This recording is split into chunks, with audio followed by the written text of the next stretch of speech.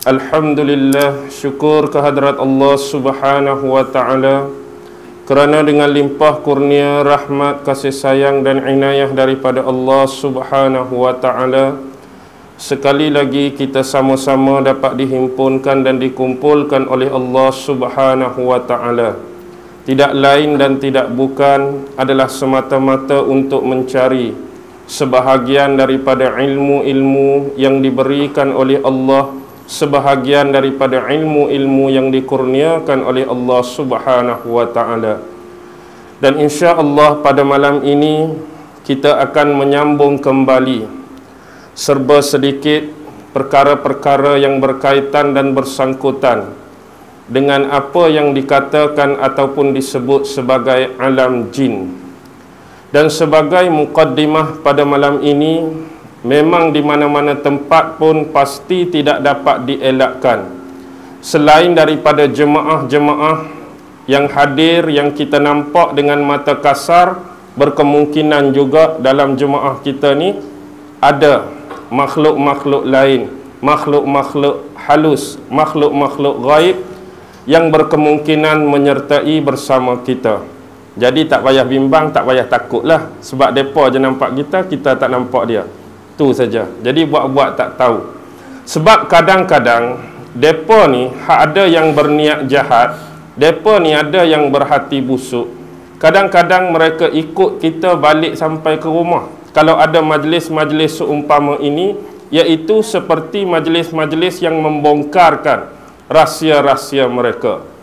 Kalau hari itu saya dah bukan upah, saya panggil 2 orang anak murid saya, suruh vacuum habis dalam rumah saya. Memang tak larat lah saya pun. Jadi mereka datang bersih, mereka datang vacuum, buang jauh-jauh penjara, Guantanamo Bay ke mana pun ikut dia lah kan. Baik, jadi pada malam ini insya-Allah kita akan berdepan sekali lagi dengan isu jin.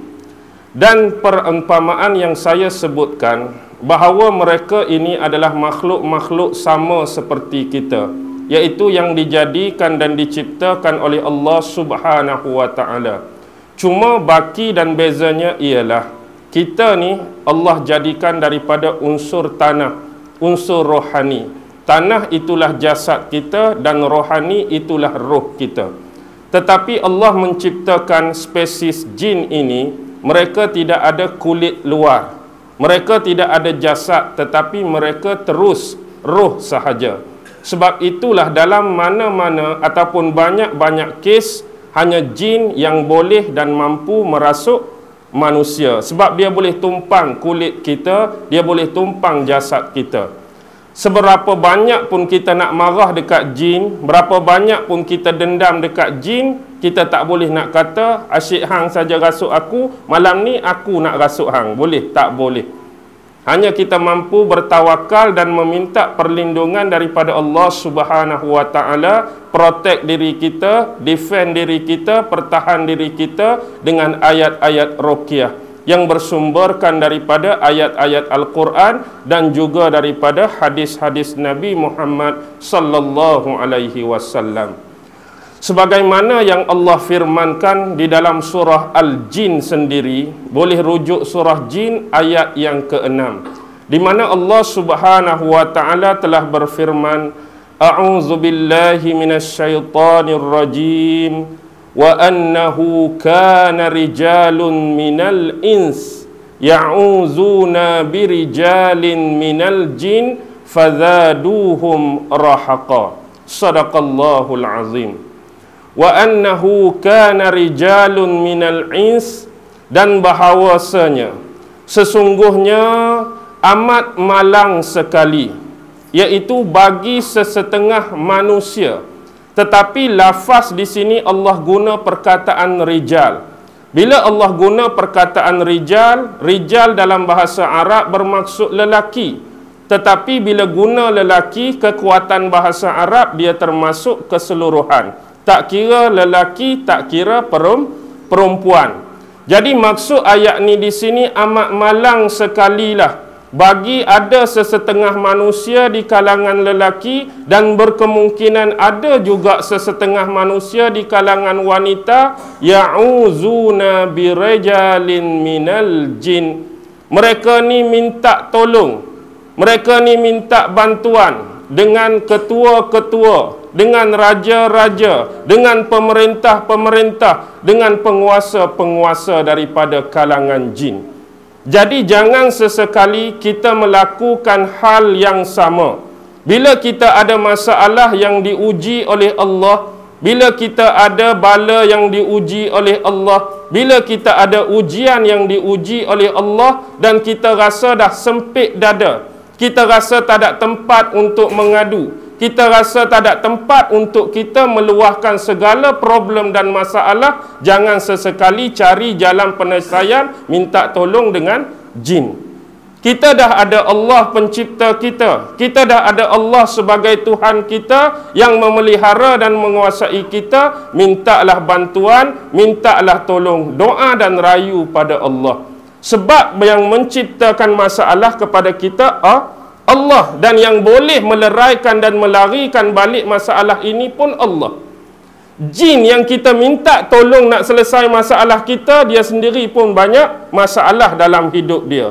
Dia sendiri pun banyak problem, tiba-tiba kita pandai-pandai nak minta tolong, kita pandai-pandai nak cari jalan penyelesaian dengan dia.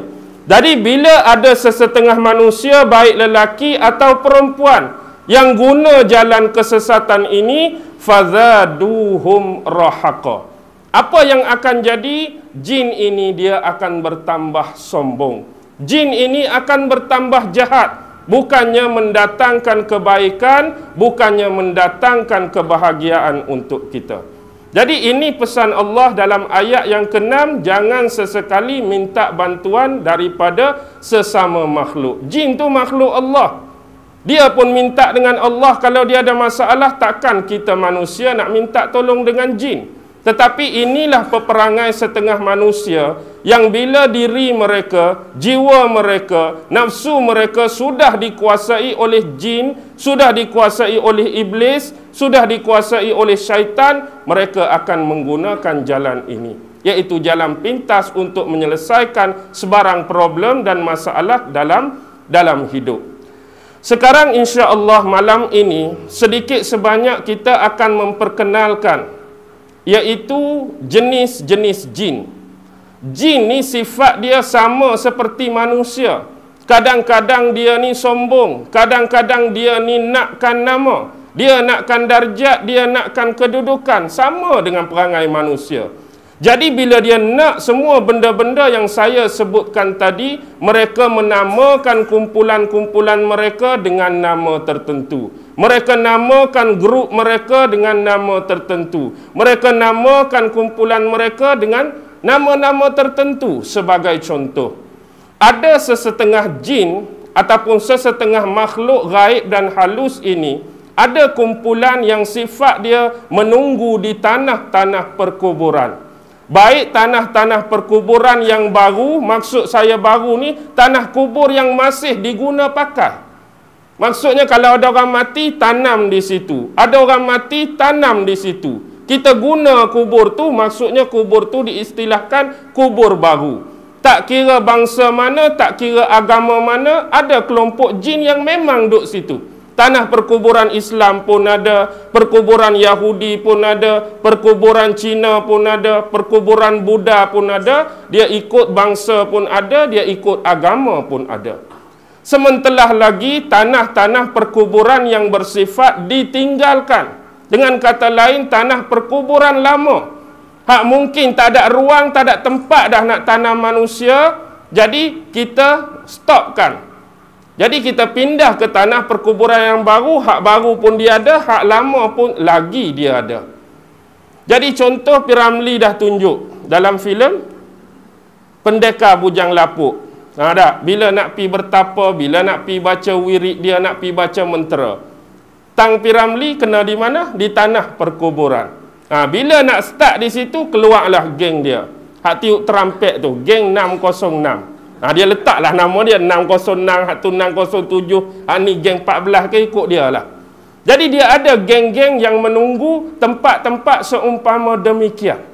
Untuk apa? Untuk menakut-nakutkan manusia.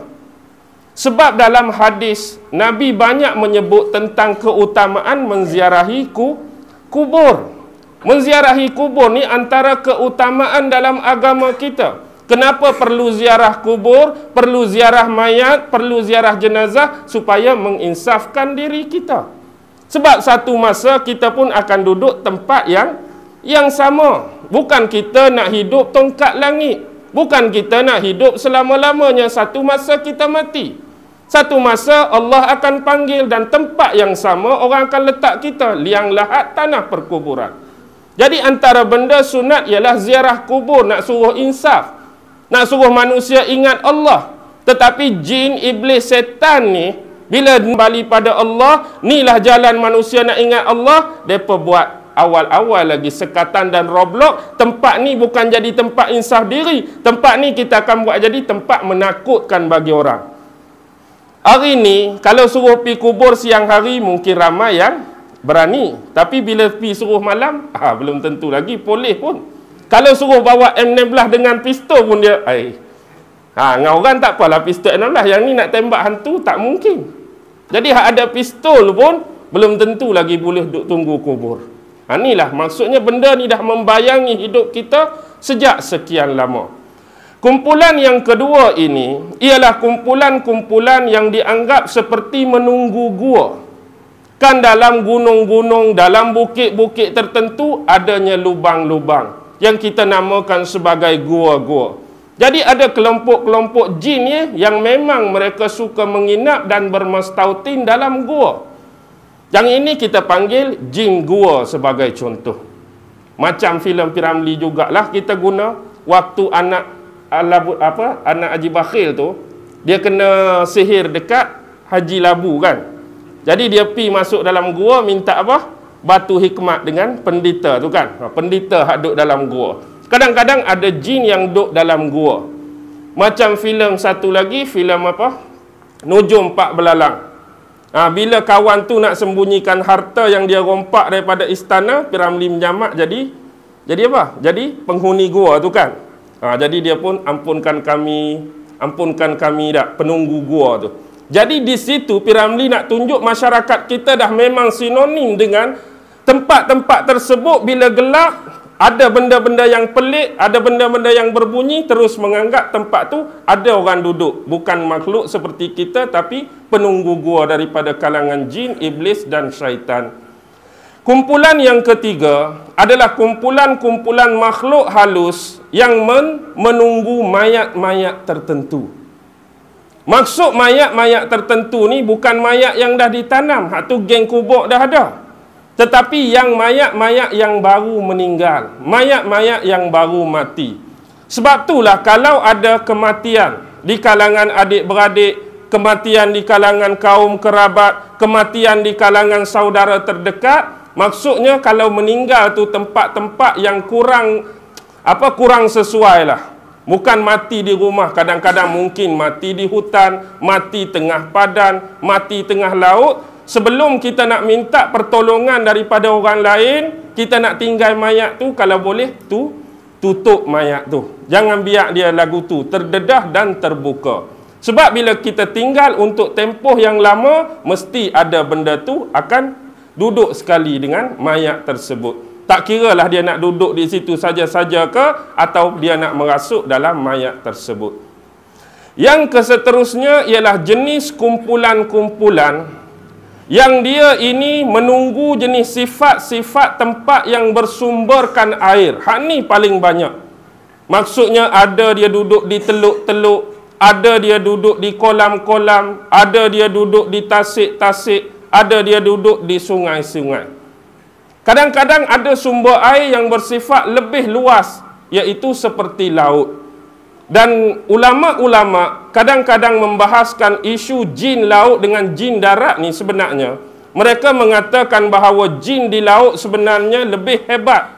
Jin di laut lebih ganas. Jin di laut lebih garang dan lebih gangster daripada jin-jin yang di darat. Kita hari ini banyak berdepan dengan jin-jin darat ke jin-jin laut.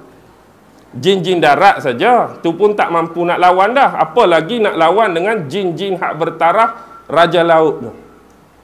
Itu begitu jugalah kumpulan-kumpulan lain Yang ada yang menunggu bersifat gunung ganang, hak duduk atas gunung. Ada yang menunggu bukit bukau, duduk atas bukit. Ada juga yang duduk di atas pokok-pokok. Ada juga yang menunggu lubang-lubang tertentu. Ada juga yang duduk di atas angin. Ada juga yang duduk di atas awan. Dengan kata lain, dalam kumpulan yang sama, grup yang sama-sama jin ni pun, mereka nak diri mereka ni ada perbezaan dengan kumpulan yang lain.